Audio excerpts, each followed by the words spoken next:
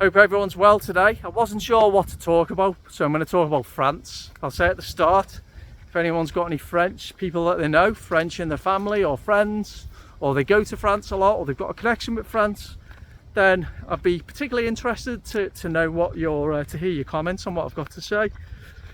So if I turn this camera around, this is England, but that could be France as well. Particularly northern France.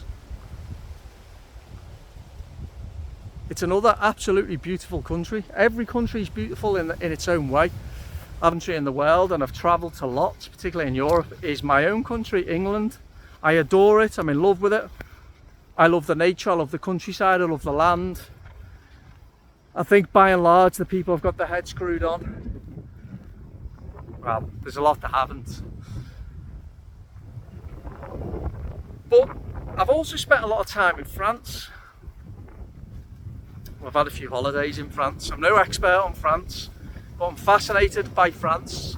The two countries I'm most fascinated in actually are the two that are our neighbours. So the UK, you've got Republic of Ireland and France. And the UK and France, probably say England and France has always had a bit of a fraught relationship, you know, based on mutual distaste, a mutual dislike, but also mutual cooperation. And ultimately, let's walk through here. I'm not in the Vietnam jungle. I am still in Lydiate, but everything's very overgrown. Ultimately, the French and the British are very, very similar. We have similar values. Our countries are very, very, very beautiful. France has better food. I mean, there's no argument there. And I think maybe the British are a little bit more, what's the word? We have maybe a healthier relationship with politics than they do in France. Another country that has a very unhealthy relationship with politics is the US, is America. But the flip side of that, of course, is that the French are a lot more politically engaged, and from what I can read from the French people, and I like this, but that's only because I'm very un-British in certain ways. I'm very British in some ways, very un-British in other ways. The French are they're very politically engaged in terms of it seems to me that no matter who their incumbent government is, they're on their back straight away, you know? And that's not the case in the UK. You know, the UK, which out of any country, possibly in Europe, I would say, probably out of any country in Europe, the country that's undergone the most political turbulence in the last few years is the UK, due to Brexit. But you don't really hear people talking about it anymore, apart from the insidious, self-sabotaging, treacherous entity that exists in the media and the political class, and amongst a minority of people. The British are not really into their politics. They just want to be left alone and carry on. Now, obviously, once the advent of the lockdown started and the COVID jabs and all that insanity in the last few years, I saw my own country in a completely different light, and a lot of people around me I saw in a different light, and I saw my own society in a different light. However, despite all that and the carnage and the destruction that's been wreaked in my own country, I know that we probably escaped with something intact, more so than most other countries, namely France, which had it terrible. They were treated terribly by their alleged leader, Macron. And their lockdowns were worse. There was real tyranny in France, as there was in Ireland as well, another country that I'm fascinated with. I love France. I admire the French. I love their country. I think it's a beautiful country. I love their food. They've offered so much to the world in terms of the literature, particularly their art, their architecture, so much. a very powerful force in Europe. Of course, the incarnation of the European Union, the European coal and steel community, was France and Germany, which was ultimately created to stop those two countries going to war. So France is a powerful country, but it's also very culturally, it's got a very strong cultural reach, possibly the most impactful cultural reach of any country in the entire world. And it's easy in England in particular to give the French a bad name, as I'm sure it is in France to give the English a bad name. But there's mutual, as well as there being the mutual distrust and distaste, sometimes disgust for each other. I think really our two stories are binded together, really our two countries, with when it really comes down to it, mutual cooperation and shared values, when it really comes down to it. Now, I'm not going to get into the Second World War and the reputation that the French acquired, during the Second World War, which I know at close quarters, very close hand information passed on to me by my grandparents, was true. There's also, and there were also, some real warriors in France, and I don't believe that there are any more cowards in France than there are in any other country, including my own. I really don't. There's always a grain of truth in any stereotype, but something else that I think is shared amongst our two countries, France, and I'm going to focus on England again, just because being from England but also being part of the UK, I've realised in the last few years how different, for example, Wales is wildly different to the UK. Scotland is to a lesser extent, but another shared value is that of a very omnipresent and insurgent intellectualism in France and England. Cheers, mate, thanks very much. George Orwell wrote extensively about intellectualism in England and how the English intelligentsia were they took their cooking from Paris, from Paris, and their ideas from Moscow. It's true that you still see that the main driver of the kind of like extreme left in Britain, in England in particular, is to undermine, smash apart the culture. That kind of element is present in every country, I believe. Very prevalent in England, and I also feel it's very prevalent in France as well. Now, if I'm wrong about this, please, again, if you've got any experience of living in France, if you are French, any connections to France, let me know. But I like France because I think of France, I see the tricolour. I see the tricolour flying above people's houses. I see it flying above French restaurants. I see it flying above every village in France. The French are proud of their nation in a way that certainly the English aren't. I like that. I hope you can hear me. Because the English have been attacked for so long now that you'll never see an English flag. You won't see it on St. George's Day. In fact, if you put an English flag up on St. George's Day, you will be decried as racist from a certain quarter. Now that to me says that the French, despite their own insurgent left-wing militant movement, the French like to be French. The French love being French.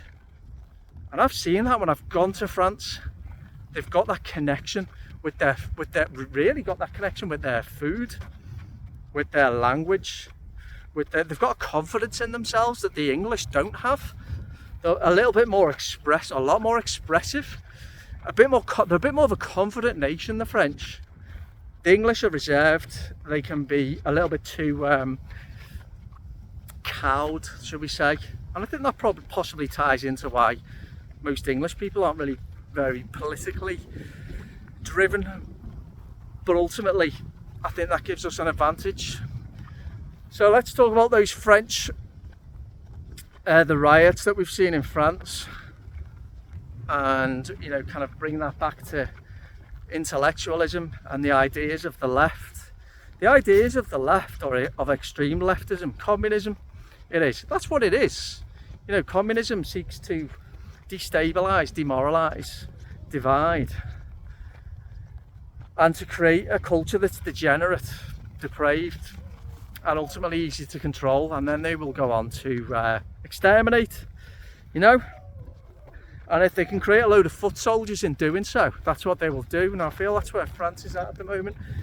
The last time I was in France was in 2016 actually, and I stayed in Avignon, a spellbinding place. I went to Nimes, another spellbinding place, and I went to Marseille. It was in Euro 2016, ironically just before the Brexit vote in the UK, a few days before. I watched Iceland play Hungary, and it was just after a terrorist attack. I can't remember the precise one, but France has had the misfortune of experiencing some terrible terrorism on its shores and within its on its land within the last 10 years. Avignon and Nîmes compared to Marseille, the more I look at Marseille and the more I read about Marseille, and I've been there as well, it's quite similar to my own city, Liverpool. It's a port city, it's a lot bigger than Liverpool, it's a migrant city, it's a hodgepodge of different cultures and foods and influences, and that's great up to a point. The interesting thing about my own city, Liverpool, is despite it being a port town and despite its prevalence and its importance for the best part of 150 years, it's also one of the cities, or if not the city in the UK with the lowest immigrant population out of all the major cities. That's a big difference between Liverpool and Marseille. But I just get the impression it's like a rough and ready port town, you know. It's risen and fallen with the times, as the people there are tough, no nonsense, are very politically engaged. Because one place where the populace is very politically engaged is my hometown of Liverpool. So we got to Marseille, we were staying in Avignon, went to Nimes for a day, got to Marseille on the high-speed train there in 2016, as I say, June. It was just a week after the English rioted there, before they played whatever game they were playing there. The French were lovely, you know. We felt a bit embarrassed actually, you know, a group of lads turning up to watch the football. One of the first things we always said was, you know, we're not hooligans, and we were treated absolutely brilliantly. We went to a couple of restaurants, we had a few drinks, and then we went to the game. But the journey to the game, we walked there, we went through what I can only describe as a ghetto, and it really was a ghetto. It was a slum. I wasn't in Marseille, I was in Nigeria, I was in Lagos, I was in Mogadishu. It was shocking, and that was in 2016. It stunk, it was falling to bits, it was dilapidated, it had a horrible energy about it. That's not France. And I'm sorry, that is not France. I look at France and I see France is 10 years, or maybe 20 years, or it could be 5 years, or even 2 years ahead of the UK. Or part of the UK. And other European countries I think are similar to France. I think Sweden and Germany as well. The UK, apart from London, is still in touch somehow, and just about with its history, with its culture. It's still got some form of identity, whether you like that or not. I mean, this for me, you know, this is why I love doing these videos, and I do videos a lot to try to portray the beauty of this place, and that, you know, things aren't as bad in this country as sometimes people make out, but the warning signs are there. Multiculturalism, what a dirty word that is. Multiculturalism. Who drives these ideas? Who brings about these insane policies? An insurgent left-wing movement that has gained complete control of the narrative. It has gained complete control of the narrative in my country, and I mean complete. It has. With its constant fear-mongering, attempts to sow discord, with its persecution and ostracisation, with its name-calling and slang, with its propaganda and censorship. So I said before about how the French people have resisted, and they'll still put up their flag. Well, the English won't do that, but they'll just crack on with their lives, you know, in spite of that. But I see a warning. I really do see a warning, and I want to know. I want to know from anybody who's watching this, who, as I say, who's had experience of France, whether what I'm saying is true or there's some kernel of truth to it. Because these ideas that are foisted on the population from leftists, who are emboldened by basically unfettered power now, you know, is what damage are they going to do? And what does this say about what may happen to my country? And also, something else to say as well.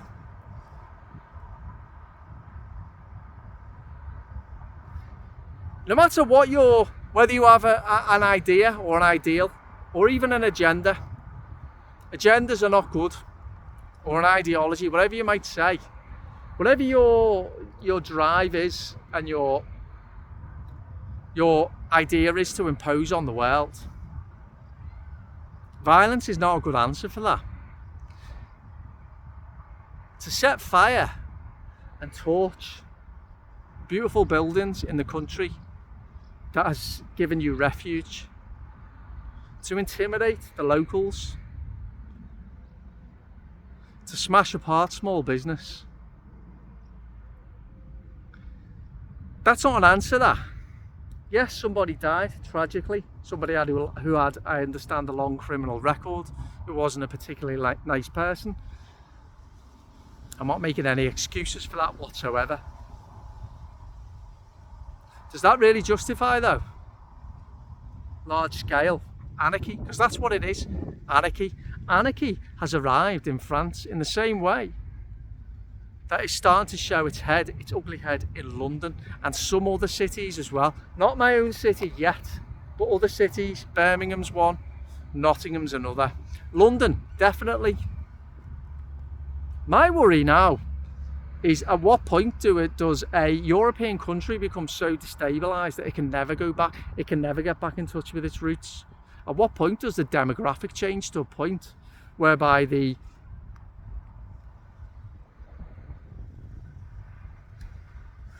cultures and the customs and the values of that nation have been extinguished to such a degree that they can never be resuscitated?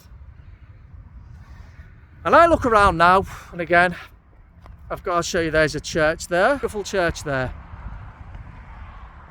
You'll see another church over there. There's also another church over there on the top of the hill you won't be able to see. If I'm an anarchist, I trash that church. I burn it down to the ground, because I don't believe in anything. All I have is a sense of victimhood, and I am emboldened by not only momentum through my fellow rats, but also, and these are the worst rats, the insurgent but now dominant left-wing intelligentsia that not only has given me permission to do that, and not only will give me permission but will defend my right to do that and make excuses for me, but also in policy changes and in cultural changes as well. So I'm trying to draw some contrast between England and France, two countries that I do really, I love England and I love France in a different way. And I like the French for the reasons that I have explained. But anarchy has now arrived. And if you want to create totalitarianism and you think you can do that, well, there is a route to doing that by having an anarchic,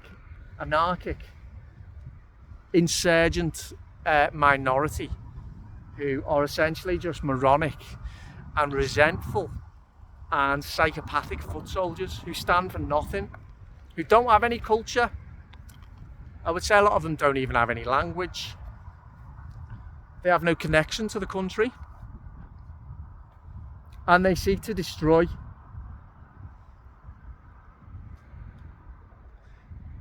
You cannot import a culture and a people large scale, like has been done in France, like has been done in Germany, like has been done in Sweden, and like is happening in England now, without expecting to see some terrible repercussions. Godless people creating the breeding ground. Godless, self-loathing, country-hating people creating the breeding ground. for these psychopathic foot soldiers to implement what they want. I don't actually even know now what these people want.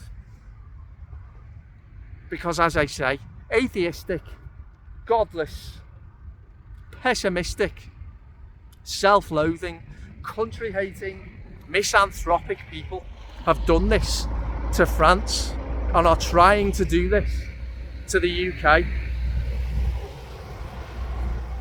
We are in massive danger. We are at a tipping point. And it is not racist for me to do this video. It's not racist to say some cultures are better than others. It's not racist to say some people are better than others. That is not racist. And there's also nothing wrong with eulogising your own country, like I could see the French are still trying to do, and God bless them. God bless them, those small business owners who will probably still be flying the French flag and the values of France.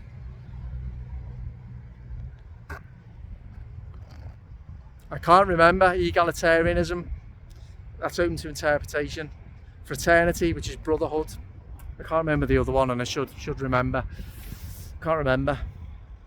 But I love France, and I want France to be able to repel these vermin. One other thing though, I also don't support the French police. You know what I think about French politicians, particularly Macron. But no, I don't support the French police either. I think most of them are twats. I saw what they did during COVID.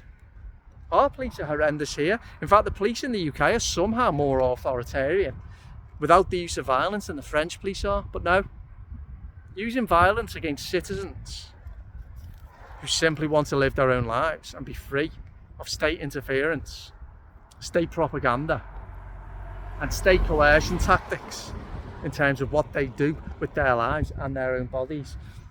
Anyone who supports that, no. I think a lot of the French police are absolute bastards. I support neither side there. What I'm saying is I am on the side of the French people who are like me. The French people who love their country, who want to protect their children, who want to protect their small businesses and their communities, and who want to imbue their lives with the values of France. And I don't want any of this, any of these disgusting left-wingers with their horrendous ideas and their foot soldiers to rip apart their country. Well, I'm with those French people. Well, I believe that's the majority. So let me know what you think of this. As I say, if you've got any connection with France in particular, I'd love to know what you think of what I've said. And thanks for listening. And please don't forget to subscribe. Bye bye.